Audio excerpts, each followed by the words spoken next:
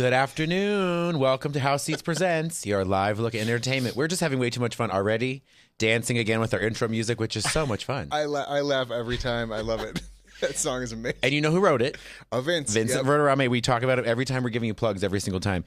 Actually, we just had our show this last Wednesday, the Sinatra show, and Vincent was the musical director.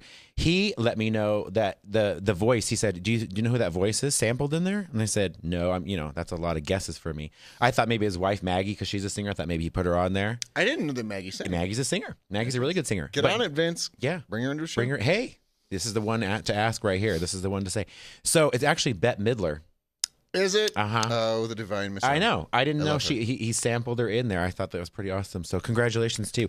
We have a nice little house out here too. Woo! And it's actually all house seats today. Today we are officially House Seats Presents House Seats. So we have Nerd out in the audience. Just yell, hey. Hey. And we have Eiler, who you remember from our first episode. Hi, everybody. Hello. And now we have Andrew Wright here. He has a title. Full name is Andy Andrew. Well, I know. I feel bad because he's in my phone as Andrew Wright. Because I had another Andy at one point, and then I got confused, and I've emailed Andy, meaning to email you. So It's happened a couple of times, not that coordinated at times. So as you know, and you've watched the show, we've done a weekend roundup of what we've done.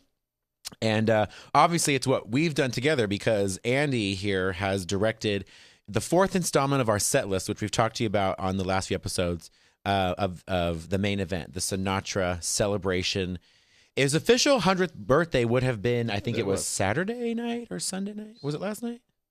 I think it was Saturday night. And there were a lot of things going on in town. Yeah, there was a ton of stuff people were doing. There was another Sinatra show that we got to watch on, I think I watched it on PBS. It was a really, really good documentary about Sinatra's life. It's been everywhere. Yeah. There have been afternoons, late nights, evenings. It's been awesome to see Vegas really come together and pay tribute to, he really put it on the map. Yeah. So, one of the things that's really interesting for us is, we'll get ahead. I'm getting ahead of myself on why you chose the album, specifically the main event. But for our fourth installment of the set list, we did it at the Foundation Room at Mandalay Bay. Yes. Amazing venue. I mean, you can't get better than the view.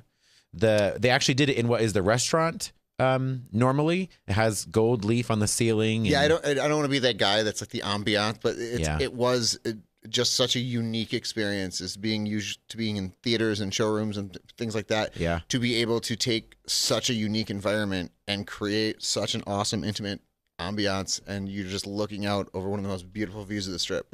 Let's actually take a little look at sort of so the audience can get an idea of what the venue looked like. I know we're going to probably look at set this up for you. It's Brandon Nix, doing My Way. Love us some Brandon Nix. We'll take a listen there.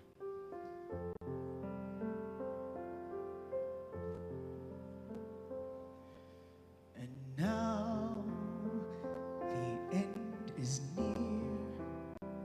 And so I face my final curtain. Oh, he's giving eyes immediately. Look at that. My friends, Big time. I'll say it clear. I'll state my claim, of which I'm certain. I've lived a life that's full. I've traveled each and every highway, but more,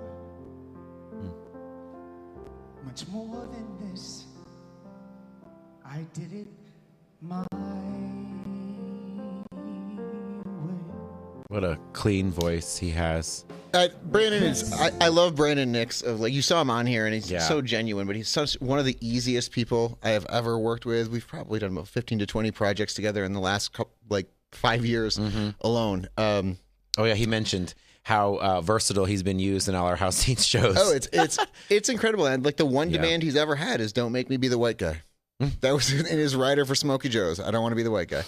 Well, he wasn't. He was Thriller. He did the song Thriller in the last one. No, he's just such a pleasure to work with. But that, and watching it up close, I was a little bit farther away live. You can see how genuine that was. If you guys, I don't know how much he got into it in the show, but that's the last thing he saw and did with his father was that song. Yeah. So to be able to stand and deliver and put all of that into a song it's very rare that you see someone who can actually do it, because most of the people will have that and then they get about 2 bars in and then they can't do it. Right. Yeah. So and he did come on and speak about that. In fact, I hope his mom's watching. She's a regular watcher now. Love you, Ava. Love you.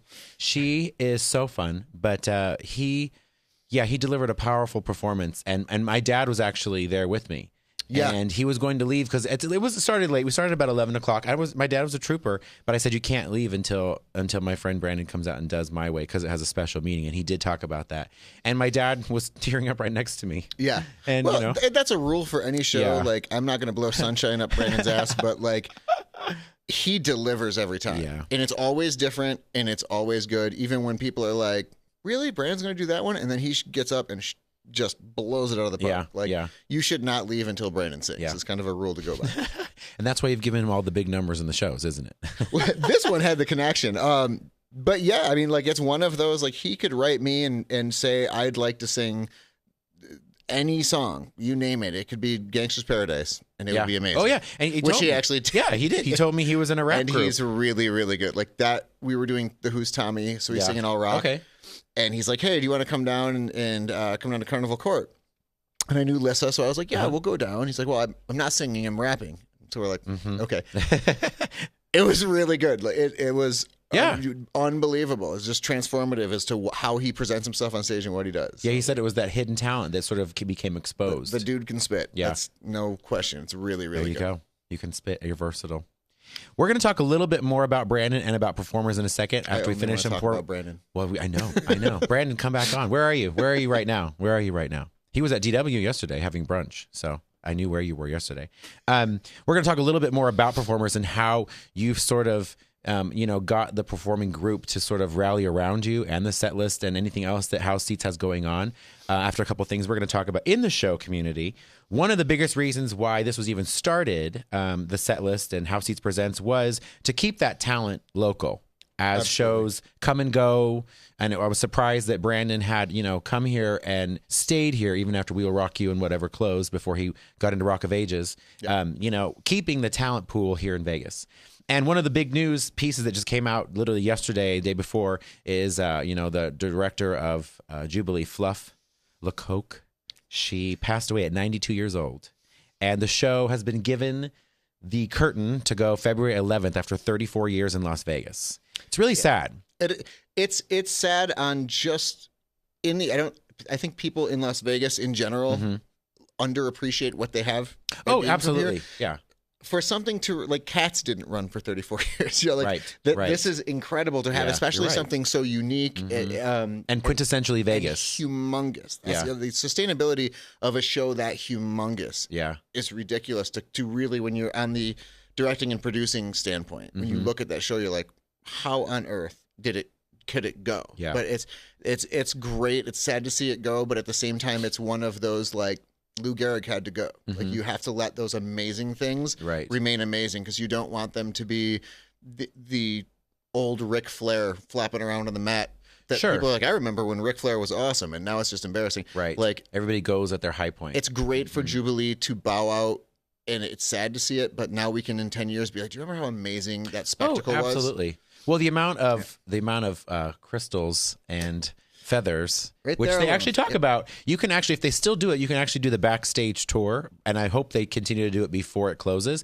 And I'm sure it'll end up in a museum. I mean, those costumes are very expensive, very heavy, and very quintessentially Vegas. I mean, it is the sort of last real Vegas show that's been there. I mean, when they closed Tropicana, Follies Bergère, that was an era gone as well. And I think I saw the show probably about 2 years ago. The whole Titanic sinking theme and all of that, and how many perform. I'm still shocked at the very end. If you've never seen it, spoiler alert. Sorry, the Titanic sinks. The Titanic does sink in the show. Sorry. But the amount of people that come down this big stairwell, how many costumes are involved, and how many people just come out for the grand finale, like the old, Ziegfeld Folly or whatever idea that was based on coming down in that aspect, really shows, Vegas at its very best. Yeah, coming from, I didn't see it till I had been here for quite a while, and I was working at Cirque when I went to see it, and so at that point, you get a little desensitized. Right. And you've seen everything. Yeah, it's hard to be shocked. And after a while of that finale, I was like, holy crap. Like that, the show I saw the scope of it and that it was old school. So to be that scope in old school was impressive. But to see the number of people, the sheer masses in that show, it was the only thing I equated it to is in upstate New York, they have the Mormon pageant that they do up on Hill Cumorah, which is like the Osmonds are chorus members. Like it's so big. It's beyond big. It's bigger than towns, the size of the cast. But other than something like that, I've never seen and probably will never see something like what Jubilee was able to present to an audience. Right. And so, in the performers' lives and where they go beyond this, like dancers, obviously maybe you'll create a set list show or a House Seats Presents show around dancing to see if we can capture some of this talent. And we'd love for you to come on here. We will invite any performer, all of you. You can stand around here and do a number for the show. And interesting enough, I'm still trying to get my Matt Goss friend on the show. Matt was also in Jubilee at one point. He did a little... I did not know that. I read that. So Matt, clearly you must come on. The clock is ticking. Yeah, so I think, one of the things that, and we roll into Sinatra, we talk about that now, we talk about the set list and the talent pool that is now coming together. Also, tonight celebrates the 2-year anniversary of Mark Chinook and the Monday's Dark. He's done a great job. Yes. Monday's Dark! I can't clap that dude enough. Yeah, he's awesome. So he's orchestrated a lot. There's a huge giveaway, including House Seats memberships and DW gift certificates and a whole myriad of things that they've come together. Genuine Stormtrooper helmets from the movie. Oh my gosh. Are they really? Yeah. Oh, wow. But in case you don't know what Monday's Dark is, tell everybody. This is an individual who has no reason to do this other than to be an amazing person. Mark plays Lonnie over in Rock of Ages, who's the narrator.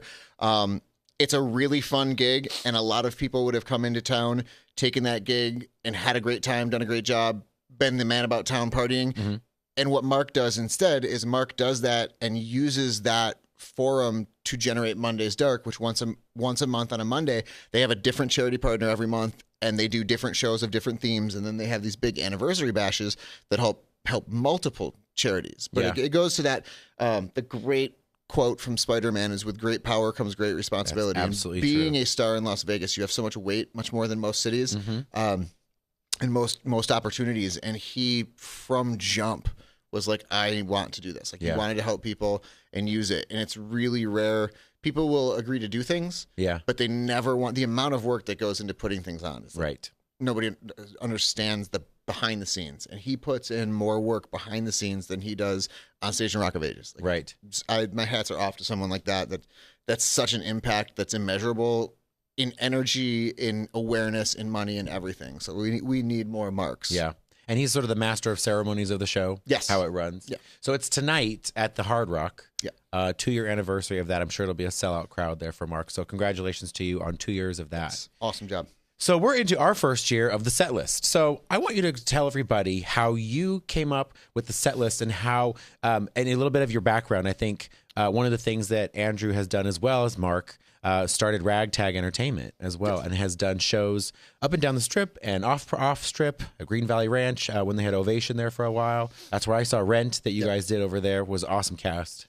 Yeah, really good talent pool you're pulling. We started Ragtag with that mentality of the great responsibility, and it was not just helping charities but educating. We did a lot where we started before we were in any showrooms. We were in cafeterias and things, going out and bringing poetry, bringing jazz, bringing musical theater, and introducing schools and kids to the different genres. I was a problematic youth. I got in a lot of trouble and new sports, and went on a trip so that I didn't have to go to school, went on a field trip to go see Phantom of the Opera. Oh, wow. And turned to the chaperone. I was like, this is what I'm doing with my life. Like, Colm Wilkinson blew me away, the way he could just hold that audience in the palm of his hand and get them to do anything. I've never seen anything like it, and felt anything like that for the first time. And I knew that was what I needed to do. And performed for years and made the transition into directing and producing. And it was that we need to give kids that, because I would not have, had I not gone on that trip, I would not be doing theater at all. I'd still be a little white guy trying to be in the NBA or something like that. I would not be doing this. So I wanted to make sure that there were kids. I was lucky enough to be able to go. My friends who would have benefited from going weren't able to go on the trip, weren't exposed, and did not get to have that impact. So that's why, be it dance, poetry, instrumental, you name it, performance-wise, something will speak to everyone. Not everything is going to speak to everyone, but someone's going to find that connection and be able to get. It could be a kid who hates speaking in public but can drum his face off, and work out that angst, and it's important to let them know that that's there for them. That's absolutely true. So that's where we started Ragtag, and people started asking us to perform bigger and bigger venues, and that's when we were like, well, people are paying us to do. People will pay to see these things. Why not allow that money that they're paying to go help someone? So it's triply helpful. It's educational, and it's helping charities. So we got different charity partners from around the valley, and a huge place that was instrumental was the Liberace Museum when that was still open. It was there. That's right. That performance venue back there with the piano. Beautiful, and it had his piano, and that was their final year. We had a residency and did shows. It was so much fun. Really neat experiences. Got to do the music from the Phantom sequel before. I think I came to that one too. It was cool. Like I wrote Andrew Lloyd Webber's People and was like, "Can we use our Phantom cast and sing those songs since it's only in London?" And they sent it. They were like, "Yeah." Wow. So we had our Christine with Christy Holden and Kristen Satterwhite singing. I did come to that. Yeah, it was really cool to hear that music for the first time and get to present that live. But always helping someone when you have the opportunity, and that was fitting in with making the transition from Cirque into House Seats was a very smooth transition of like-mindedness of we have a forum to help, so let's do that. We're a small group at House Seats. That's why we're all here right now. All four of us that run House Seats are in this room. If you're watching, this is why no one's answering your emails. This is why for the next half hour, no one's on your emails. No shows are added right now, so it's okay. Well, they might be. Tyler's actually typing right now. But yeah, I mean, I think when you and Arler would tell you this too when he was on here, and Nerda, who's been with us for a long time as well. You know. And you've just celebrated a year anniversary with us too. Absolutely. Eiler, it took like several interviews. I mean, we take a long time to cultivate because it's an area which I know I've been a thorn in his side at some points about like performance because it's an area we've never done. Yet when we've been around for 10 years and we just celebrated the 10th anniversary this year is the fact that, you know, getting in the producing world, now that we know what people like, what they want, but also keeping that talent pool and adding in our House Cares charity partners in there. Yeah. I think when I came and saw Rent at Ovation, it was for Golden Rainbow, and it was pretty much sold out. Yeah. I mean, it was there was yeah. I think I came twice. Yeah. Place. I came two times, and it was packed both times, and it was such good talent. And then yes, I did. It was a Philip Fortenberry on the piano when you guys did the Phantom thing. Then I was there, at the Liberace Museum, which was a great venue that's now gone. But and I think that's why we're talking about the talent pool and what we have on the horizon as well. And we have a couple other things that we're going to talk about in the next little minutes here as well. As you see, why I'm dressed in superhero best here pajamas. Other than the fact that I had a long night I was like, night. why? I would have worn my superhero stuff had I known. You know. I looked around what time it was, and I thought it's okay to still be in pajamas at 3:00 in the afternoon on a Monday when it's freezing cold outside. But why we have superheroes here as well is to lead into another one of Andy's passions is obviously his children, but also wrapped around his daughter Ava. And these are the Avengers, I'm told. These are the real Avengers, I'm told. Yes. I didn't want to get mixed up with my DC comics and my and the Avenger buddies. So we have obviously Thor. We brought Thor's. We're strong enough to wield this. What did it just say? It said to me Mjolnir, but it sounded like an old Mel Blanc voice. In the headsets, it kind of sounds something really different. So we're going to take a quick break because we're actually we'll talk to you first, and then we'll bring on Ava. We'll bring on his daughter Ava. We want to talk about why you started Ava's Avengers, why, and we'll talk a little bit to her about why she chose superheroes. But tell us a little bit about Ava and what's so special about Ava. Ava is a unique character. Ava has a condition. It's called Chiari malformation, and there's Chiari and Syringomyelia, and they are not widely publicized or known conditions. It's to kind of put it, if this is your skull and this is your brain sits way down deep in your skull, and it to the point of your brain stem and the neurological function are affected. Mm-hmm. It can block spinal cord fluid flow. It causes a lot of issues. And hers was very, very pronounced. So she didn't have a lot of symptoms. She was having a lot of pain and headaches and at the time, it was kind of funny because it was like a very old dog where she would just tip over sometimes and things like that, where you felt bad, but at the same time, it was endearing. She was little. But it was, her symptoms were not as severe, but her situation was, because they were like, neurological function could cease because there's so much pressure on her brainstem, so she could just stop breathing in the middle of the night, things like that. So she had to go in and have brain surgery when she was 4 down at the Los Angeles Children's Hospital, which is just forever to me one of the most amazing places in the world. And they had to remove part of her skull and her top vertebrae to create more room. And there's varying levels of what they will do with the surgeries. Sometimes they will cauterize the tonsils of the cerebellum because at this point, they still don't know what they do. The brain's, in case you're not aware, the brain's a mystery still in this day and age of science where we can clone things. The brain is the one map that we have not decoded yet. Completely, yeah. So they do what they can, and they have the top people in the world like looking into this and researching it. And the things that when they research, it's great progressions. But it's still no answers. And hers, if even just looking like the back of her head, her little scar, you could barely see it. You'll see some in other areas that had it after hers, and it looked like they were opened with a chainsaw. Huge scar, where it's just, that's the advance in medicine in that little bit of a jump. Right. So it's a very important cause, and a lot of adults are finding out that they have it and didn't know because it's very new. So Randall Keith from Showstoppers, when we were working together on Les Mis, his sister, who had symptoms like Ava's, found out she had Chiari through Randall being aware of Ava and knowing her, saying, hey, have this looked into. This sounds very similar. Ended up being a 60-year-old and having been suffering from these symptoms her whole life and just being attributed to, they're very circumstantial. It could be migraines, it could be growing pains, it could be this or that. So they're often missed. So without finding the malformation, they can be pawned off as other things. They can be misdiagnosed. Yeah. Is there information people can go on a web to find out about that specific? The best place is through CSF, which is Chiari Syringomyelia Foundation, so csf.org, or csfinfo.org. Excuse me. Is a great one. The Ava's Avengers site is being built because we're going to be getting our 501c3, and that's going to really. I'm using my education background and working not only with doctors but with some of my teacher friends. And we're going to be doing very rudimentary explanations so the kids who have it can understand what's going on inside their bodies. And so parents can understand it. There we go. That's them. Absolutely awesome group. Fantastic people.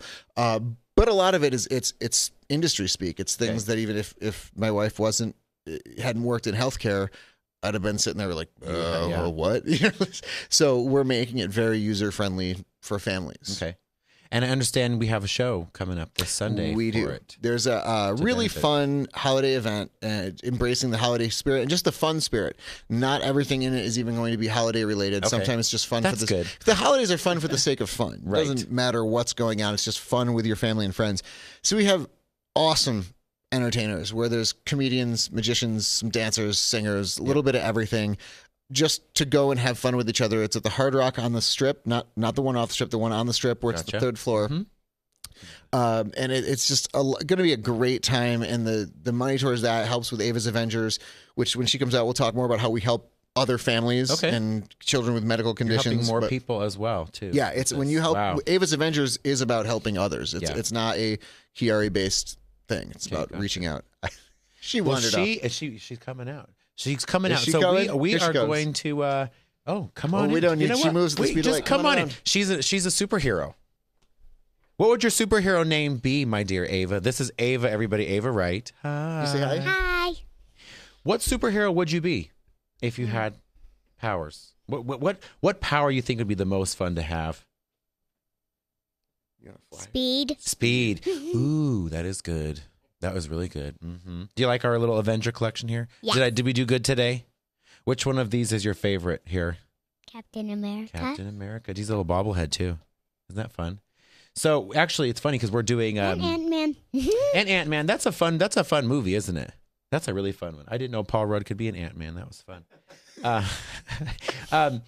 And it's fun. Actually, we're doing at DW this weekend. We're doing a superhero brunch as well. So people can dress like their favorite superhero character. We'll be there. So what time is your show Sunday?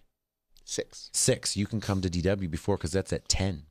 And I'm going to be wearing Captain America's costume. Not my normal Wonder Woman costume I wore last year.